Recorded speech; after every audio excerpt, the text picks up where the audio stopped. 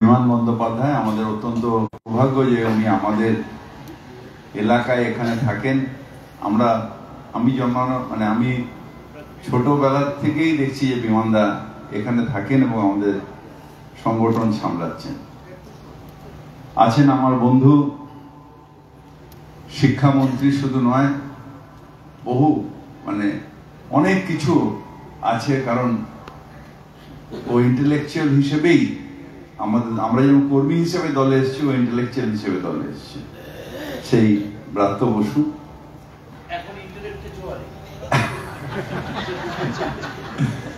আছেন আমার আরেক কলিগ মন্ত্রিসভার, আমার তো মনে হয় সব থেকে বেশি যে খাটে এবং ইম্পর্টেন্ট ডিপার্টমেন্ট যারা, ইন্ডাস্ট্রি মিনিস্টার, আমাদের নারী কল্যাণ বিভাগের মিনিস্টার, অনেক কিছু আছে, ডক্টর শশী পাজা।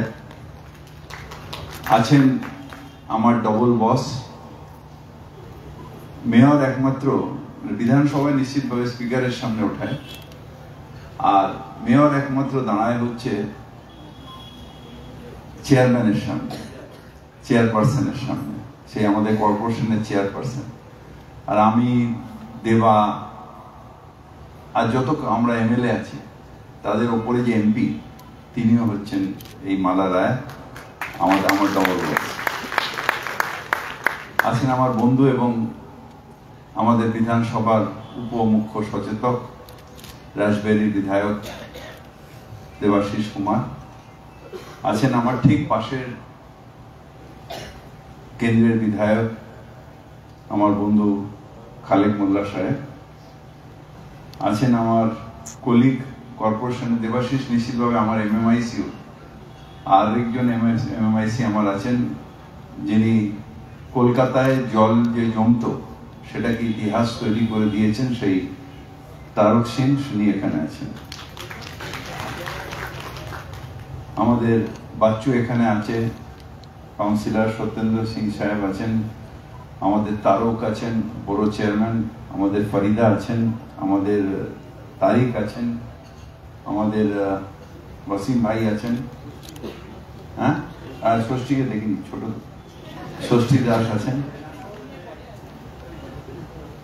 আর আমাদের প্রিন্সিপাল সাহেব আছেন, আমার পোর্ট ডিসি সাহেব আছেন, এবং সর্বোপরি যার জন্য আমরা এই হলটায় এসেছি, আমাদের অত্যন্ত প্রিয়, এবং ওকে দেখে প্রচুর শেখার আছে, যে আমাদের কর্ম একটা দিকে, পার্সোনাল লাইফ আর একটা দিকে। ওর পার্সোনাল জীবনটা আপনারা ভাবতে পারবেন না, তারপর একটা মানুষ দাঁড়িয়ে থেকে শুধু কাজ করছে না, দাঁড়িয়ে থেকে লিডারশিপ দিচ্ছে এবং ডিটারমিনেশন, যে এই কাজটা আমায় করতে হবে। 2011 সালে যখন আমি প্রথম এমএলএ হই, এই জায়গাটা শুনেছিলাম কলেজে, আমি তখন কলেজের প্রেসিডেন্ট হলাম নতুন নতুন, কিন্তু এখানে কারা কোনো ফ্যামিলি এখানে দখল করে এটা বসেছিলেন, এবং সেটা বোধহয় বহু বছর ধরে দখল করে বসেছিলেন। আমি ভাবতেও পারিনি যে এই জায়গাটাকে খালি করা যায়।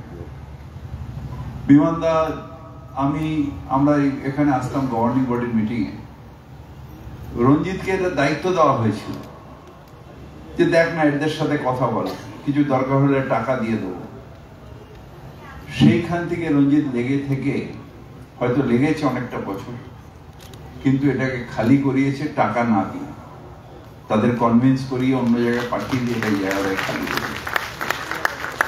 তারপর যেটা করেছে সেটা আরো আশ্চর্য। আমরা যে কোনো প্রজেক্ট করলে বসে থাকি যে গভর্নমেন্টের ফান্ড কখন পাবো, কখন এমএলএ এর কাছে দাঁড়াবো, এমপির কাছে গিয়ে দাঁড়াবো, তারা কখন টাকা দেবে, ব্রাত্য বসুর কাছে গিয়ে কখন চাইবো।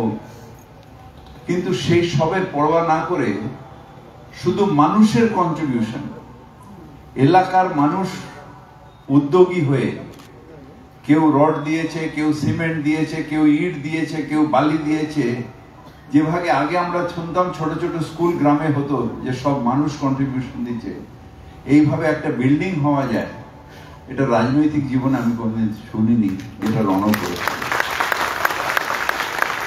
আমাদের কাছে যখন গেছে তখন অনেকটা, যখন মালাদির কাছে গেছে তখন এই চেয়ারটার জন্য দরকার।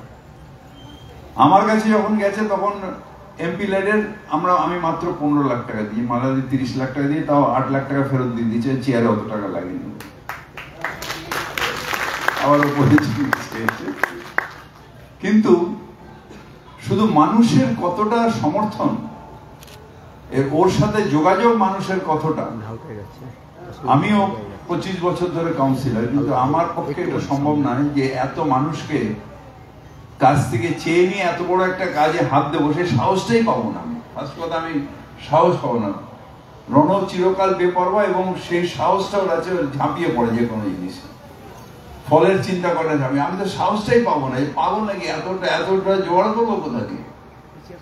50% টাকা যে লেবার গুলো আমাদের পাশে যাবে, দরজা নক করবে, আমি কেন করতে যাবো? কিন্তু ওই কাজটা করেছে, এবং করে যেদিন আমাকে সত্যি সত্যিও দেখালো, আমি অবাক হয়ে গেলাম যে এইরকম একটা কনফিডেন্স ওর থাকে যে মানুষ আমাকে দিয়ে দেবে, এবং সেটা সত্যি মানুষ এতটা জিনিস দিয়েছে। রিসেন্টলি আমরা কলেজের মিটিং এ বসেছিলাম, আমাদের কলেজের প্রফেসররা ওখানে রয়েছেন যারা জিবির মেম্বার, অ্যাকাউন্টেন্ট রয়েছে। সে বলল, স্যার আপনার লিস্টটা কোথায়, কে কি দিয়েছে? বলে কে কি দিয়েছে অত আমি জানতেই পারিনি। কেউ রড ফেলে দিয়েছে, কেউ সিমেন্ট ফেলে দিয়েছে, কেউ বালি ফেলে দিয়েছে, প্রত্যেকটা হিসেব আছে নাকি। সুতরাং এরকম একটা কাজ একটা মানুষ করতে পারে, এটা এখন হয়তো নয়, একটা টাইম আসবে যখন আমরা হরিমোহন বোস সম্বন্ধে কথা বলছি, আমরা ওয়াজেদ আলী শাহের সম্বন্ধে কথা বলছি। একটা সময় আসবে যখন আমি থাকবো না নিশ্চিতভাবে, আমার থেকে অনেক ছোট, কিন্তু তখনকার প্রজন্ম রণজিৎ সিলের সম্বন্ধে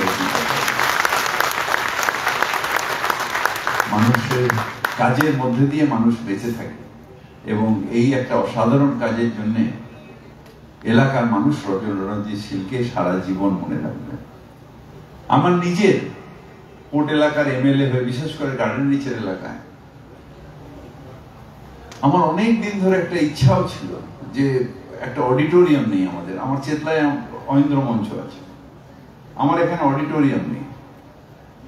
দেবাদের ওরা ইন্টেলেকচুয়াল লোক, ওদের স্মৃতি নাট্য টাট্য করে ওদের সব আছে, কিন্তু এখানে আমি চাই, মন থেকে চাই যে কালচার আসুক, মন থেকে চাই যে এই নাটক টাটক গান বাজনা এর মধ্যে দিয়ে থাকুক, খেলাধুলার মধ্যে থাকুক। এটা আমি আমি জীবনে 11 সাল থেকে আমি এই চেষ্টাটা করে যাচ্ছি।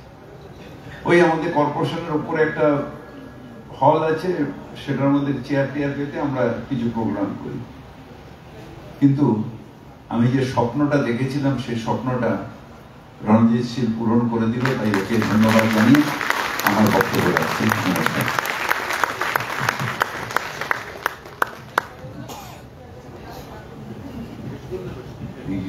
कबीर अंसारी भी आ गए, बहुत बहुत शुक्रिया कबीर बाबू आने के लिए। रणजीत सिंह जी, आपके बारे में हमारे आली जनाब मोहतरम राहत हकीम साहब ने जो कहा है, उसको सुनने के बाद तो मेरा दिल यही कहता है रणजीत सिंह जी के बारे में कि इनकी कोशिशों को देख के उन्होंने सब कहा है। और इनकी कोशिश क्या कह रही है? इनकी कोशिश ये कह रही है कि दोस्तों, रणजीत सिंह जी वो हस्ती है जिनके बारे में एंड करना पड़ेगा। ये कह करके एंड करता हूं कि हजरात, इनकी निगाहें नफरत की दीवार के पार जाती हैं, और इनकी कोशिश देख लीजिए, हॉल बनाकर हर बाजी मार जाती है। इस आदमी में पता नहीं मालिक ने कौन सी शक्ति दी है कि इनके सामने मशीनें भी हार जाती है।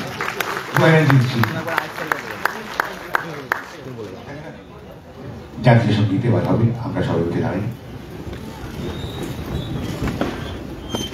जनगण मन अधिनायक जय है भारत भाग्य विधाता। पंजाब सिंध गुजरात मराठा द्राविड़ उत्कल बंगा, बिंदु हिमाचल यमुना गंगा उच्चल जलधि तरंगा। तब शुभ नामे जागे, तब शुभ आशीष मांगे, गाहे तब जय गाथा।